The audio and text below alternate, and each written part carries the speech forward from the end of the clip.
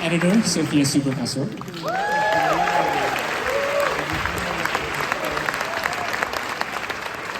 Alba Rohrwacher.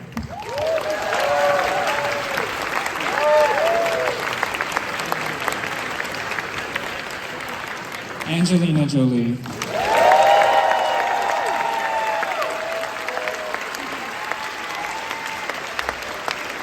And we also have cinematographer Ed Lachman and director Pablo Larraín.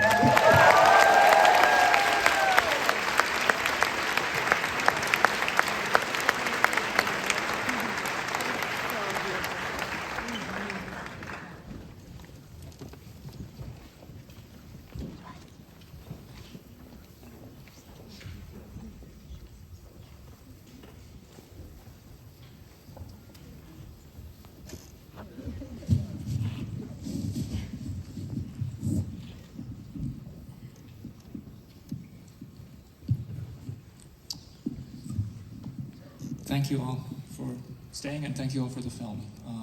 I'm going to start by asking Pablo maybe to just go back to what you were talking about in the introduction and your childhood fascination with opera. And I'm wondering at what point did you think about making a film about Maria Callas? And in relation to the other two films, I'm wondering if you even saw it as a trilogy to begin with. Was Maria somebody you were thinking about in relation to Jackie and to Diana? I guess the first question that I had, it was if it was possible to make a movie like this.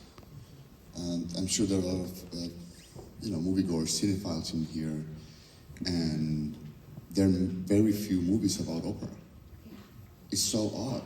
It's just like it's very unusual, and given there's so much interesting material there. So I was curious what was the reason for that. And then, I wanted to conclude this idea of this, three women that kind of shaped the second part of the last century.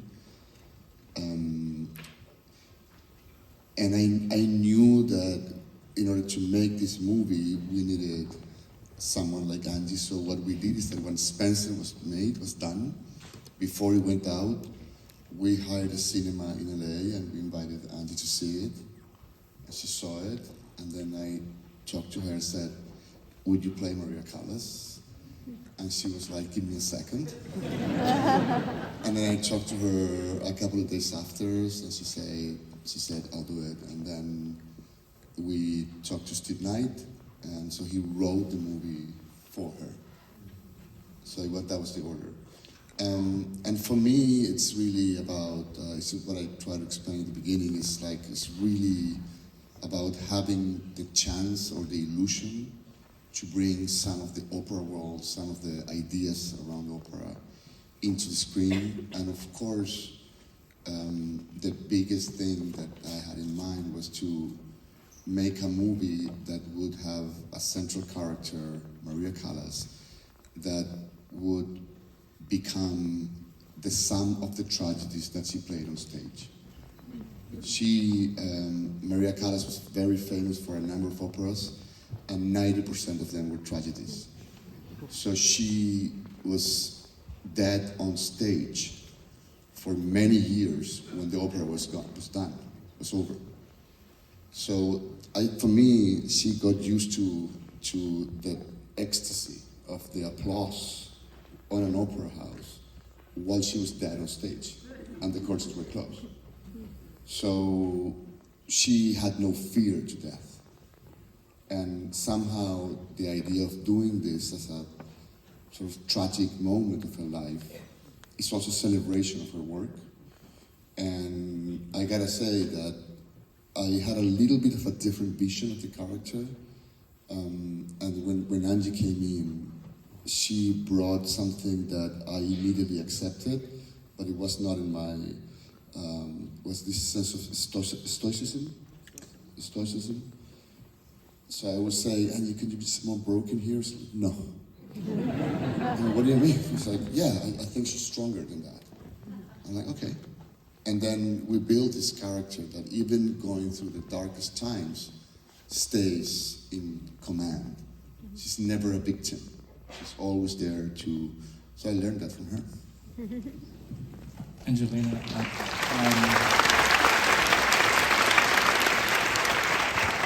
we'd love to hear it from your perspective. What do you remember of that initial conversation with Pablo?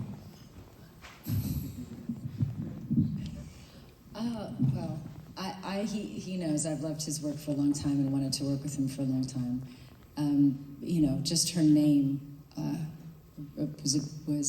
it's quite overwhelming. I knew of her then. Certainly, I know her more now, but I knew of her then, and I know the way he works. I know how intense and how true his work is, and I knew that when he asked me, he meant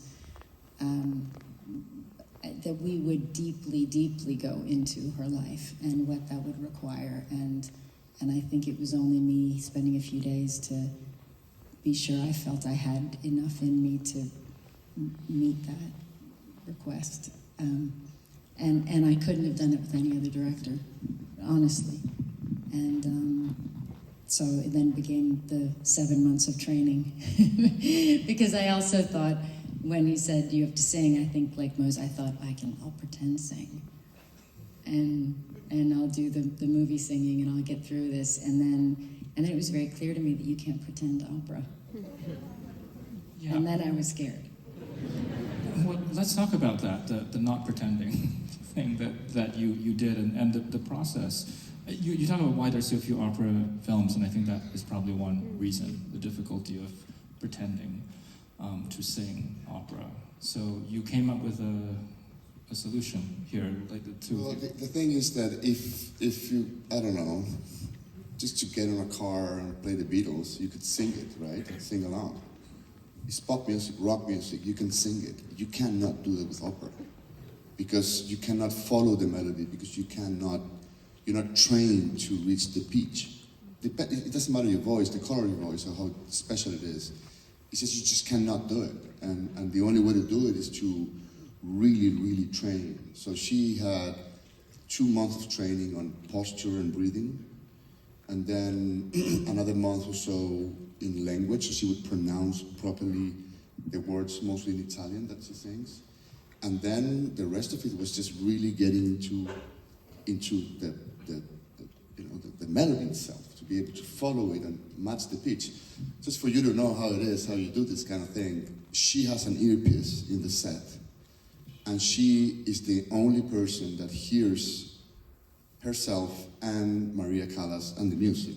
Everyone else in the set, sometimes we're 200 people, sometimes we're 500 people, would only listen to her voice. Right? So that's very scary.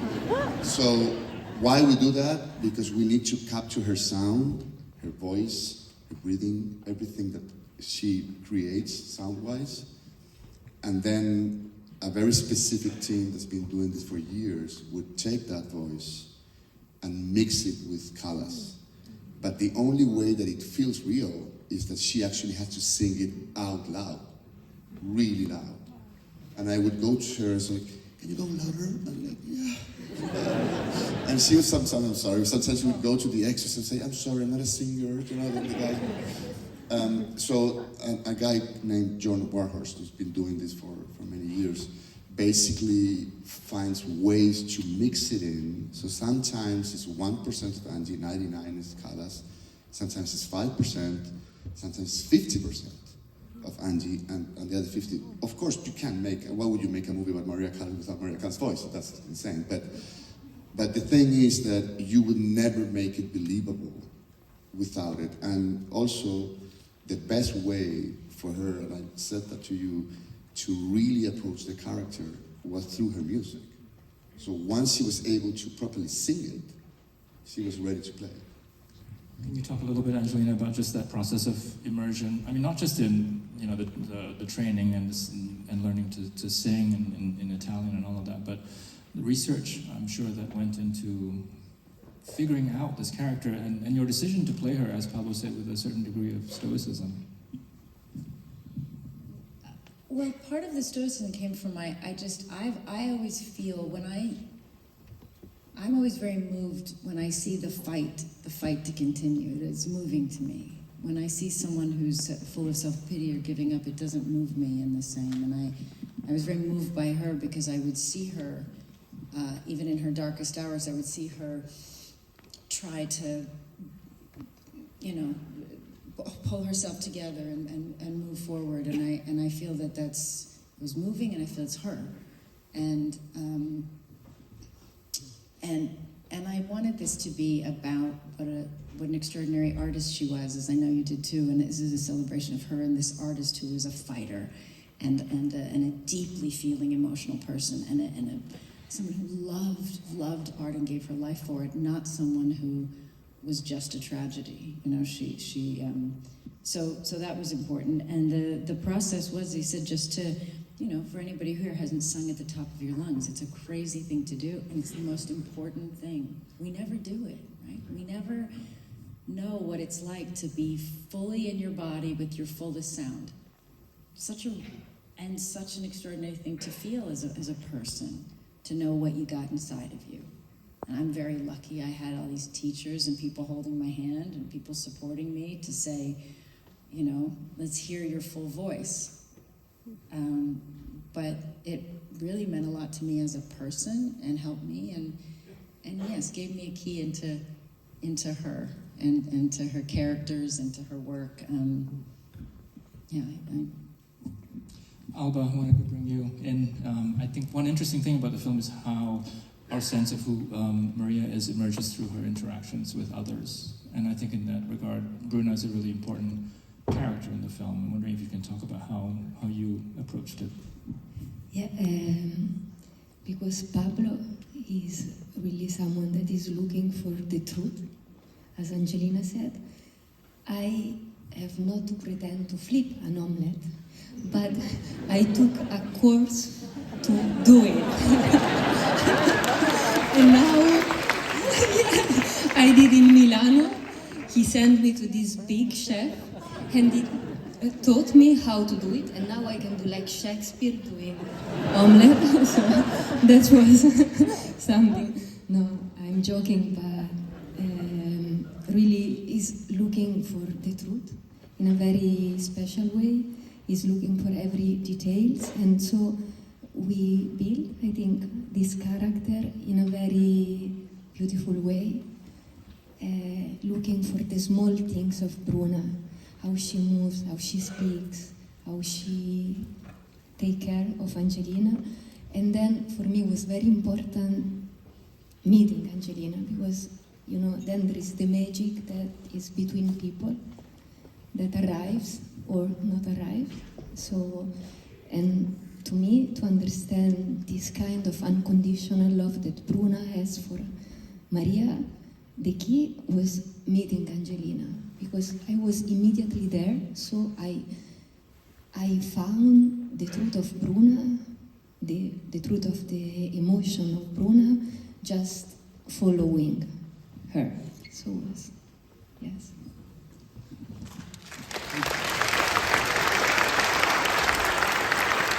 I wanted to bring Ed in, maybe, because this is, I should just learn from the introduction that you guys have known each other since Tony Monero. But you worked together on El Conde last year, for which Ed received an Academy Award nomination.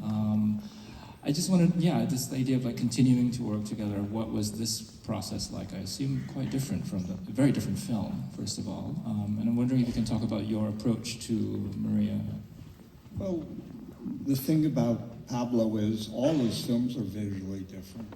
And so when he told me this idea, the first thing I asked him is, you know, what's the similarity between opera and cinema? He said, there is no difference. And so for me, how do I create a film as an opera?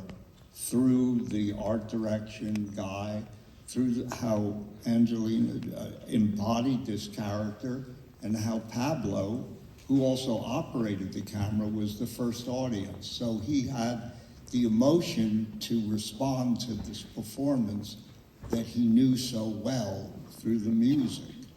And so for me, it was this heightened reality to create the film that felt naturalistically, but it was beyond naturalism. So it was, for me, it was the subtlety of creating those two worlds, the abstraction and the normalcy of the world that she was trying to live in. So on the subject of creating the world, maybe Guy, you can talk a little bit about this. You've actually brought some materials with you, I think. Oh yeah, my lucky book. Maybe you can, maybe you can Everyone's show the making fun of me. I don't think half the people sitting here have seen me without this. So this is the sort of the Bible that Pablo and I make of the film. It has absolutely everything in it, from samples of wallpaper to pictures of Maria and everyone else for that matter. So I keep that with me all the time. It's been from the very beginning to right here. So that's quite a journey. But creating the world really for us was two levels. The first is, rather like Angie's journey, it's a lot of research. So we really went to the end of the world for this. We went to Maria's apartment. We went to we literally walked in her footsteps, and that really was the first step, I think, in our process. And then we always seem to do this thing, don't we, Pablo, where the film gets designed once in a very sort of expected way. Everything's where it should be. You know, furniture is correct, places are correct, everything's just as it should be. And then there's sort of a second wave of design that we go through, and that's really when it gets exciting. And that's really all from Pablo. It comes from in his head, and ideas come up. I want an orchestra in the rain, and then you find out that no, nobody wants their instruments in the rain. So, well, go make me some instruments. So then you have to make an entire orchestra's instruments and ask them to pretend to play these things, right? That was incredible. So there's lots of things that when you watch the film, you sort of take a little bit for granted. You think, okay, people playing their instruments in the rain, but there's no way that could ever happen. So that's just one of many, many examples. But it was such a joyous journey, and certainly, you know, you do this job, it's your livelihood, but there are certain projects you do, and it just comes from the soul. And, watching this again, it's one of those special projects. I'm so grateful to be a part of it. Thank you.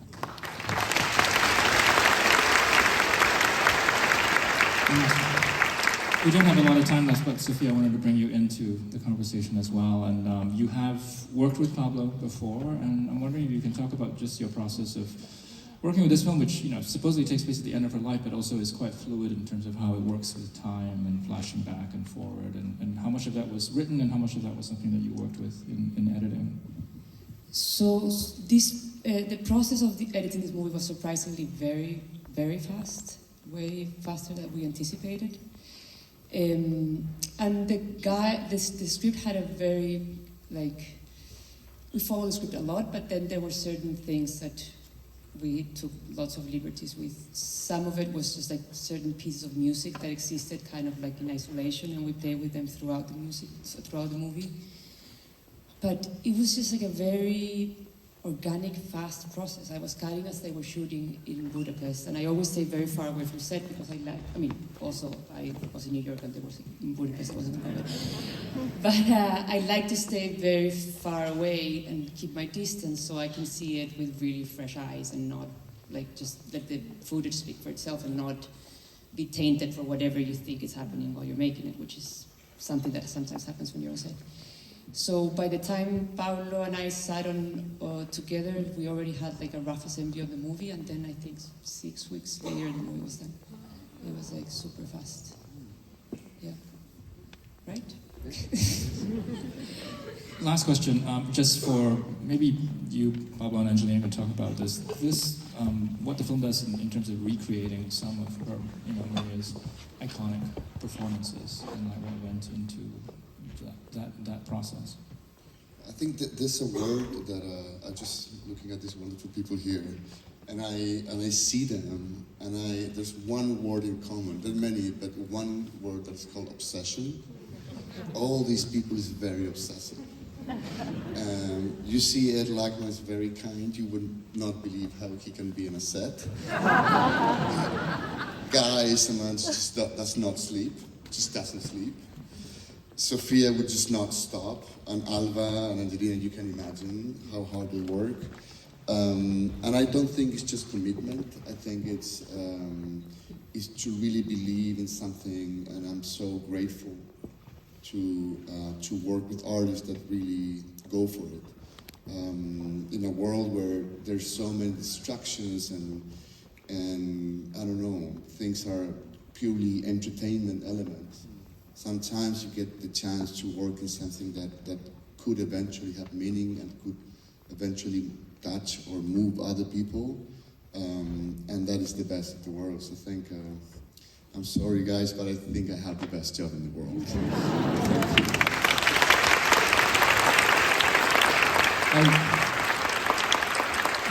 I think that's actually